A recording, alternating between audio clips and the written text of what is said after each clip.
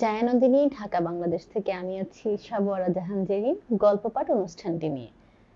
আমরা আজকে গল্প পাঠ করব জাহানারা ইমামের একাত্তরের দিনগুলির দিনলিপি থেকে। একাত্তরের দিনগুলির দিনলিপি থেকে আজকে পাঠ করব 16 ডিসেম্বর এবং 17 ডিসেম্বরের দিনলিপিটি। চলেন শুরু করা যাক। 16 ডিসেম্বর বৃহস্পতিবার 1971। আজ সকাল 9টা পর্যন্ত যে আকাশ যুদ্ধ বিরতির কথা ছিল সেটা বিকেল 3টে পর্যন্ত বাড়ানো হয়েছে। দুপুর থেকে সারা শহরে ভীষণ চাঞ্চল্য ও উত্তেজনা। পাক আর্মি নাকি সারেন্ডার করবে বিকেলে। সকাল থেকে কলিম, হুদা, লুলু যারাই এলো সবার মুখেই এক কথা। দলে দলে লোক জয় বাংলা ধ্বনি তুলে রাস্তায় বেরিয়ে পড়েছে কারফিউ উপেক্ষা করে। পাক সেনারা, বিহারীরা সবাই নাকি পালাচ্ছে। পালাতে পালাতে পথে ঘাটে এলোপাথারি গুলি করে বহু বাঙালিকে খুন, জখম করে যাচ্ছে। মঞ্জুর এলেন তার 2 মেয়েকে নিয়ে, গাড়ির ভেতরে বাংলাদেশের পতাকা বিছিয়ে। তিনিও ওই এক কথাই বললেন।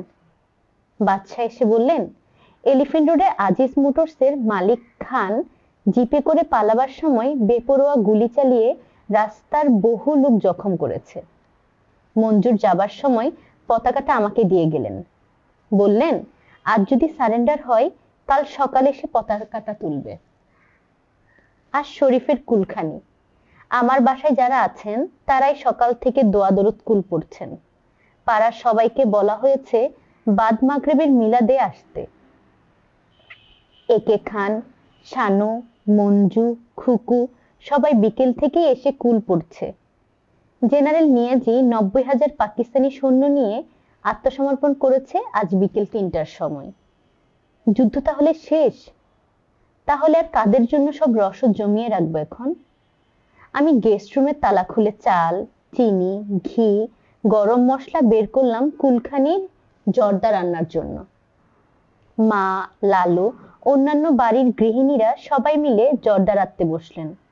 রাতে রান্নার জন্য চাল, ডাল, আলু, পেঁয়াজ ইত্যাদি এখান থেকেই দিলাম। আগামীকাল সকালের নাস্তার জন্য ময়দা, ঘি, সুজি, চিনি, গরম মশলা এখান থেকেই বের করে রাখলাম। 17 ডিসেম্বর শুক্রবার 1971। আজ ভোরে বাসায় স্বাধীন বাংলাদেশের পতাকা তোলা হলো। মঞ্জুর এসেছিলেন। বাড়িতে যারা আছেন তারাও সবাই ছাদে উঠলেন।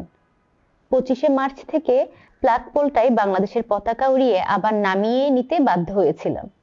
সেই ফ্ল্যাগ পোলটাতে আজ আবার সেদিনের সেই পতাকাটাই তুললাম। সবাই কাঁদতে লাগলেন। আমি কাঁদতে পারলাম না। জামির হাত শক্ত মুঠিতে ধরে দাঁড়িয়ে রইলাম। গত 3 দিন থেকে জামিকে নিয়ে বড়ই দুশ্চিন্তায় আছি। শরীফের মৃত্যুর পর থেকেও কেমন যেন গুম মেরে আছে। মাঝে মাঝেই ক্ষেপে উঠে, চেঁচামেচি করে, ছুটে বেরিয়ে যেতে চাই। বলে পাঞ্জাবি মারবে, বিহারি মারবে, আব্বুর হত্যার প্রতিশোধ নেবেন।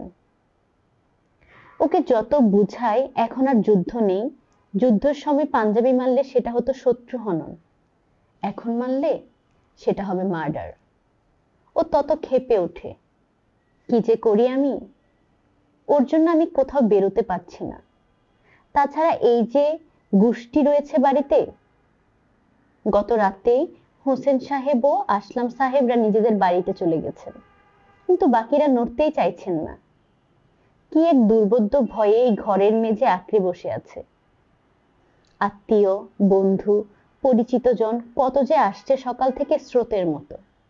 তাদের মুখে শুনেছি রমনা রেসকোর্স সারেন্ডারের কথা, দলে দলে মুক্তিযোদ্ধাদের ঢাকায় আসার কথা, ইন্ডিয়ান আর্মির কথা, লোকজনের বিজয় উল্লাসের কথা।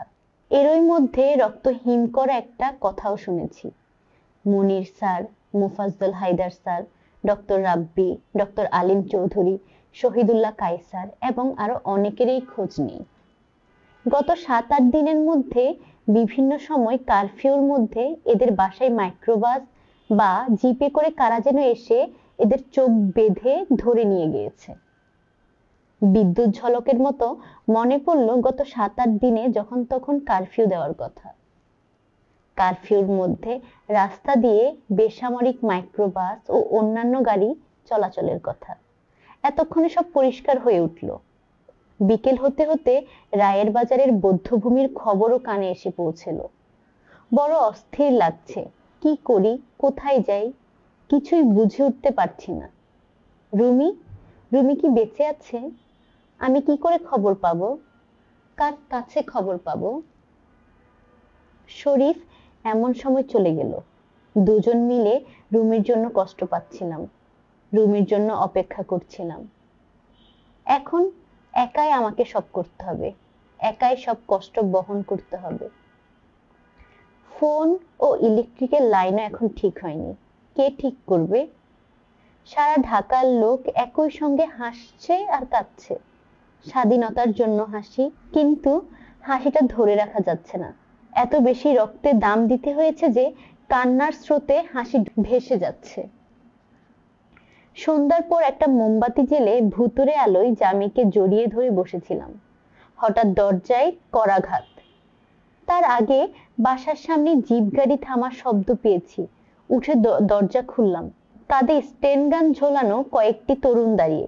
আমি দরজা ছেড়ে দুপা পিছিয়ে বললাম, এসো বাবারা, এসো। ওরা ঘরে ঢুকে প্রথমে নিজেদের পরিচয় দিলেন। আমি মেজর হায়দার, এ শাহাদাত, এ আলম, ও আনু, এ জিয়া, ও ফতে, আর এই যে চুল্লু। হায়দার আর আনু ছাড়া বাকি সবাইকেই তো আগে দেখেছি। চুল্লু এতদিন সেন্ট্রাল জেলে ছিল। ওকে জেলে থেকে বের করে এনে রুমি অনুরাগী এই মুক্তিযোদ্ধা রুমির মায়ের সঙ্গে দেখা করতে এসেছে। আমি ওদেরকে হাত ধরে এনে ডিভানে বসালাম। আমি শাহাদাতের হাত থেকে চাইনিজ স্টেনগান আমার হাতে তুলে নিলাম, ঘুরিয়ে ফিরিয়ে দেখলাম, তারপর সেটা জামির হাতে তুলে দিলাম। চুল্লু মাটিতে হাঁটু গেড়ে আমার সামনে বসলো। আমার দুই হাত টেনে তার চোখে ঢেকে আমার কোলে মাথা গুজলো। আমি হায়দারের দিকে তাকিয়ে বললাম যে আমি পারিবারিক অসুবিধার কারণে মুক্তিযুদ্ধে যেতে পারিনি। ও একেবারেই পাগল হয়ে আছে, ওকে কাজে লাগাও। মেজর হায়দার বলল, ঠিক আছে জামি, এই মুহূর্ত থেকে তুমি আমার বডিগার্ড হলে। এক্ষুনি আমার সঙ্গে আমার অফিসে চলো, তোমাকে একটা স্টেন ইস্যু করা হবে। তুমি গাড়ি চালাতে পারো? জামি শটান অ্যাটেনশনে দাঁড়িয়ে ঘাটাং করে একটা সেলুট দিয়ে বলল, পারি। ঠিক আছে, তুমি আমার গাড়িও চালাবে। জামির পাশেই আলী দাঁড়িয়েছিল। জামি বলল, স্যার, আমার বন্ধু আলী। মেজর হায়দার গম্ভীর মুখে বলল, ইনফ্যাক্ট আমার দুজন বডিগার্ড দরকার। তোমার বন্ধুকেও অ্যাপয়েন্টমেন্ট দেওয়া হলো, কিন্তু ভেবে দেখো পারবে কিনা। এটা খুব টাফ জব, 24 ঘন্টার ডিউটি। 5 দিন পর জামি এই প্রথমবারের মতো দাঁত বের করে হাসলো। 48 ঘন্টার হলেও পরোয়া নেই। ধন্যবাদ এতক্ষণ জায়ানন্দিনীর পাঠ শোনার জন্য। আমাদের পরবর্তী অনুষ্ঠান দেখার আমন্ত্রণ জানিয়ে আজকের মতো এখানেই বিদায় নিচ্ছি। ধন্যবাদ, ভালো থাকবেন সবাই।